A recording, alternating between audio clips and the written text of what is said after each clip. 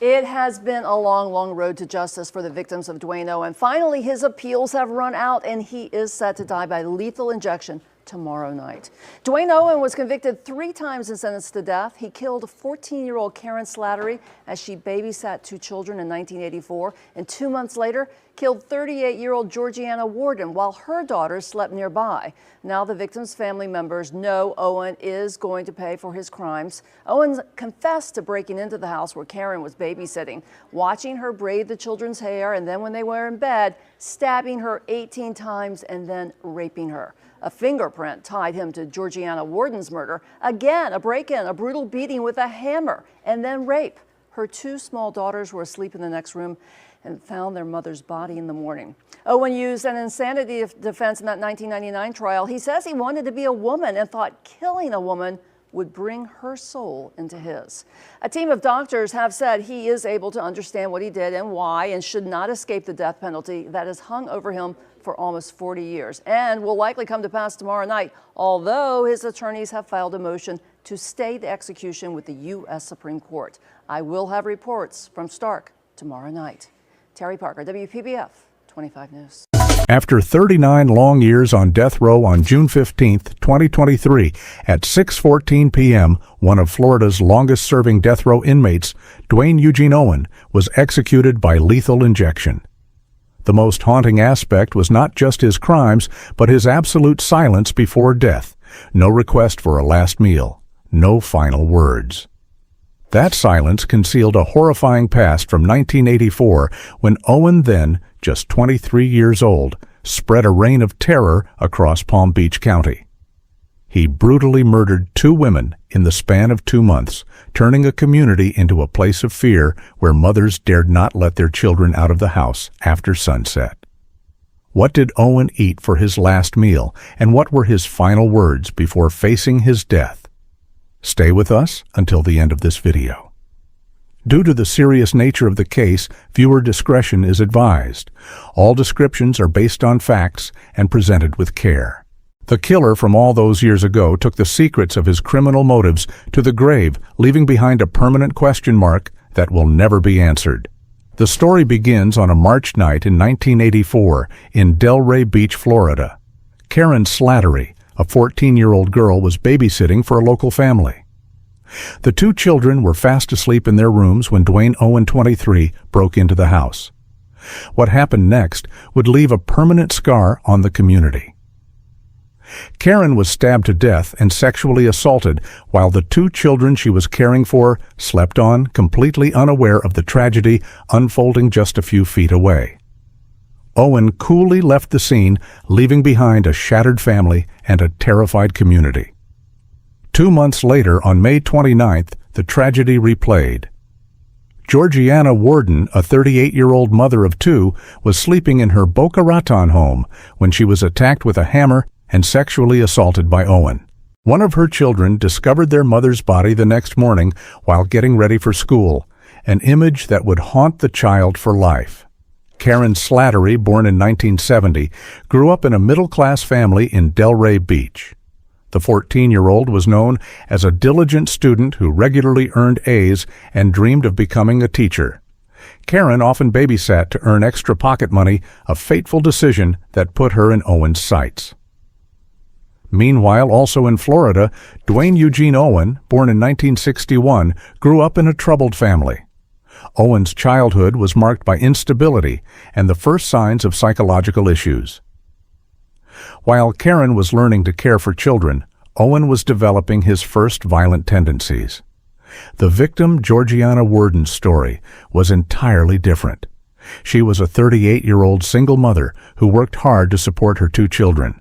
Warden was described as a strong, independent woman who always put her children first. She often worked late to provide the best life for her family, unaware that this dedication would make her a target for a predator. Interestingly, both Karen and Georgiana lived within a 20-mile radius of Owen's residence, and both had regular routines that Owen could have observed before acting. But there was one detail about Karen that not even her family knew. She had encountered a strange man standing outside her school a week before she was murdered, a man whose appearance her friends described as similar to Owen's. Duane Eugene Owen was born on February 13, 1961, into a family with a history of instability.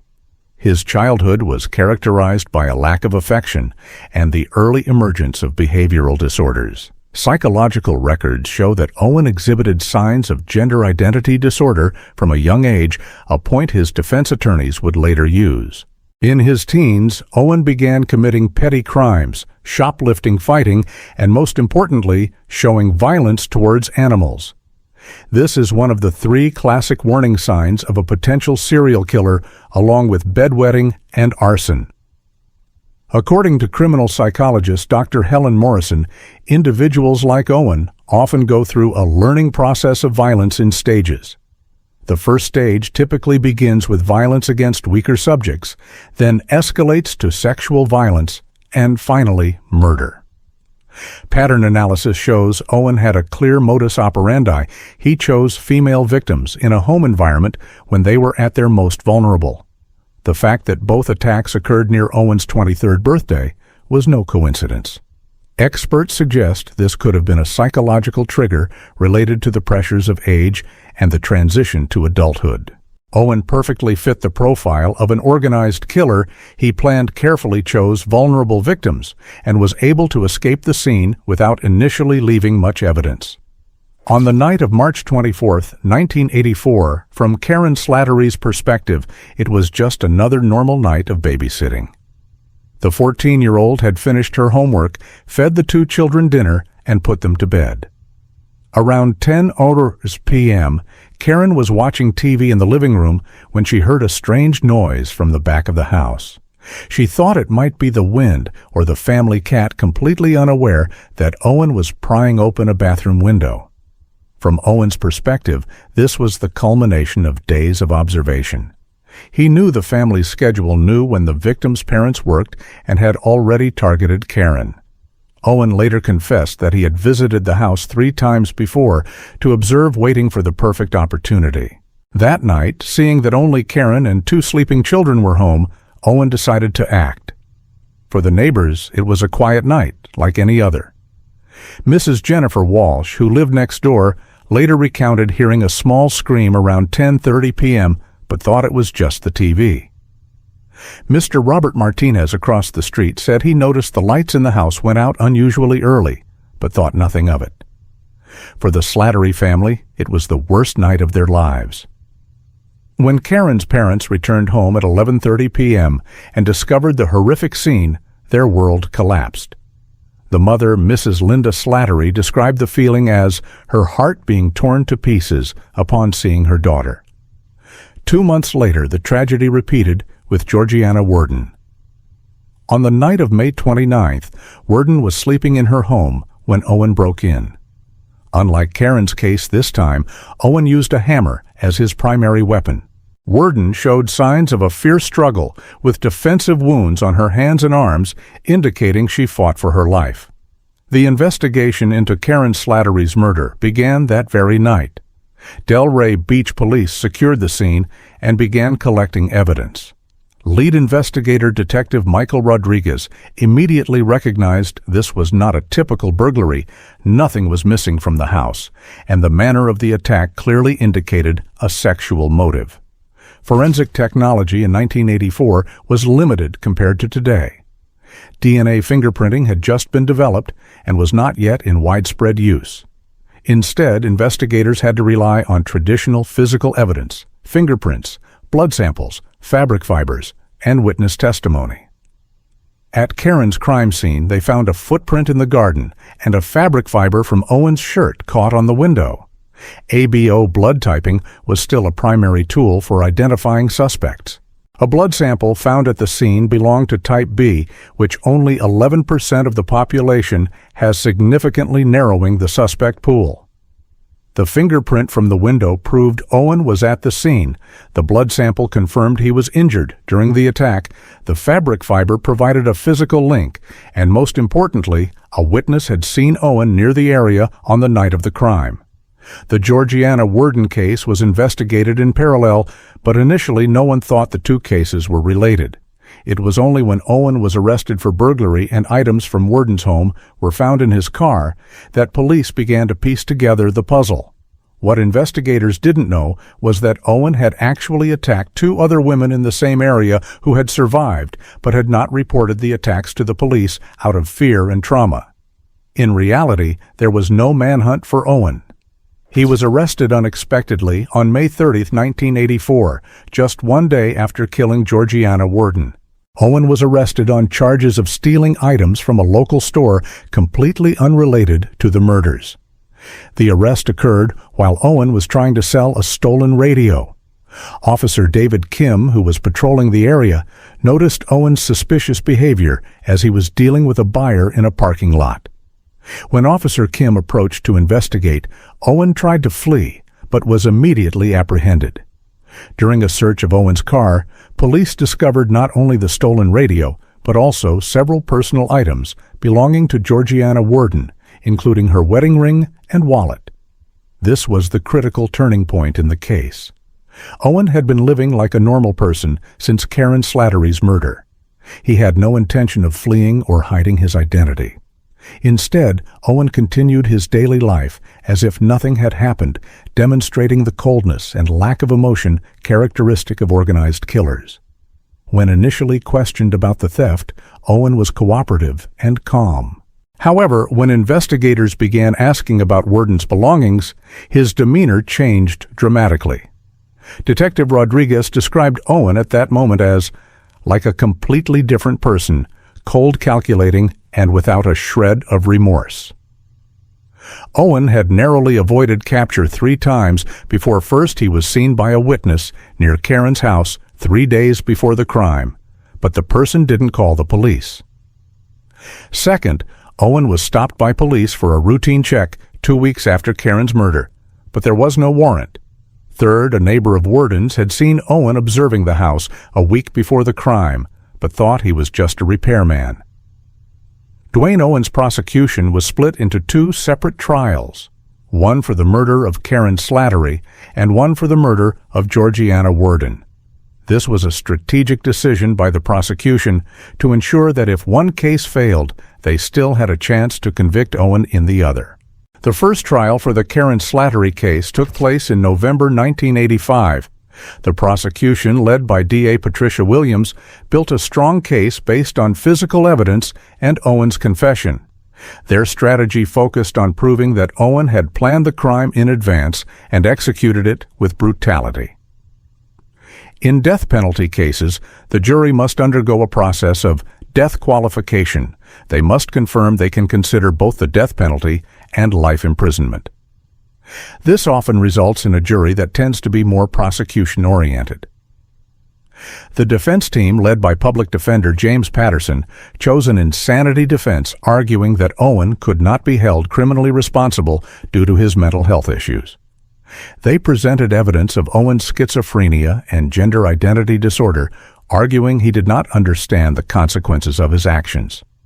The prosecution presented its evidence chronologically to create a coherent and compelling narrative. They began with the victim's circumstances, then the physical evidence, and concluded with Owen's confession. The defense, in contrast, focused on Owen's mental state from the beginning, hoping to create reasonable doubt about his cognitive abilities. However, this strategy hit a roadblock when state-appointed psychiatrists countered that Owen was merely malingering, faking mental illness. The second trial for the Georgiana Worden case had a different context, as Owen had already been convicted in the first case. This time the defense focused on avoiding the death penalty rather than proving innocence. Duane Owen's confession came unexpectedly and in such detail that it surprised even seasoned investigators. After being arrested for theft and confronted with evidence of Worden's belongings, Owen requested to speak with a lawyer, but then changed his mind and decided to confess. While awaiting trial, Owen wrote a series of letters to investigators describing in detail how he planned and carried out the murders. The letters were written in a cold, emotionless tone, as if Owen were recounting a movie he had seen. Linguistics expert Dr. Sarah Mitchell analyzed Owen's letters and statements. She noted several key points. Owen used dehumanizing language when referring to his victims, calling them she instead of by name. He expressed pride when describing his planning methods. When comparing the confession to the physical evidence, investigators found that Owen knew details only the killer could know. He accurately described the location of wounds, the sequence of events, and even what he felt during the crimes. However, there were some contradictions in his statements. Owen initially said he couldn't remember killing Worden because he was in another state, but later provided specific details about that crime. Psychologists suggested this might be a sign Owen was trying to build a basis for an insanity defense. The most interesting part of the confession was Owen's admission that he had practiced with other attacks before killing Karen and Georgiana. He said he had assaulted 2 other women in the area but wasn't ready to kill, which explains why they survived. On June 14, 2023, 24 hours before his execution, Duane Owen spent his final moments on death row at the Florida State Prison. According to reports from the correctional officers, Owen appeared unusually calm, spending his time reading and writing in a personal journal. He made no final phone calls and refused all visits from family. Owen's mood was described by prison staff as surreally calm. Chaplain Robert Stone, who worked with Owen in his final days, said he seemed to have accepted his fate long ago. Owen showed no signs of anxiety or fear, which surprised even experienced staff. Owen refused his right to a special last meal. Instead, he ate a standard prison meal, a ham sandwich, French fries, and a glass of water. Warden Michael Thompson stated that in his 20 years of work, this was the first time an inmate had completely refused a final meal. At 5:45 p.m. on June 15th, Owen was escorted to the execution chamber. The room was simply designed with a medical gurney in the center, surrounded by chairs for witnesses. Present were Karen Slattery's sister, Debbie Johnson, now a sheriff's deputy in the Florida Keys, along with several family members of Georgiana Worden. When asked if he had any last words, Owen looked silently at the ceiling and shook his head. He completely refused to say anything. This silence lasted for nearly a minute, creating a tense atmosphere in the execution chamber. The execution process began at 6:01 p.m. Owen was first administered a sedative, causing his hand to twitch and his breathing to become heavier. The warden ensured Owen was completely unconscious before the lethal drugs were administered. Duane Eugene Owen was pronounced dead at 6:14 p.m. Debbie Johnson, sitting in the front row later, called Owen a coward for not daring to open his eyes and look at the victims' families. "He didn't open his eyes," Johnson said. "I would know because I was looking in his." Johnson, who was only 10 when her sister died, described the feeling as, "A final chapter has been written, but the pain is still there." With Owen's death, one of Florida's longest-serving death row inmates ended his life after 39 years in prison, leaving behind permanent questions about his true motives and whether there were other victims. Today, more than 2 years after Duane Owen's execution, Florida has carried out a total of 4 executions in the year 2023, marking a resumption of capital punishment after a hiatus since 2019. Governor Ron DeSantis signed each of these death warrants as part of his tough-on-crime policy. The victims' families had varied reactions regarding closure. Debbie Johnson, Karen Slattery's sister, said that closure is a myth, but justice is real. She continues her work in law enforcement, specializing in crimes against children as a way to honor her sister's memory. Georgiana Worden's children, now adults, have chosen to live privately and did not wish to make public comments. However, through their family lawyer, they expressed that Owen's execution cannot bring our mother back, but it at least ensures he can never harm anyone else. The Owen case led to several changes in Florida's justice system. First, the process of linking cases through DNA and the CODIS database was significantly enhanced. Second, the psychiatric evaluation process for defendants in capital cases was improved with the involvement of more independent experts. Unresolved elements. Although Owen confessed to killing Karen Slattery and Georgiana Worden, questions remain about the possibility of other victims. Owen had mentioned practicing with other attacks, and police are still investigating whether other cold cases in the area could be linked to him. The Death Penalty Information Center currently lists Florida as having 314 inmates on death row.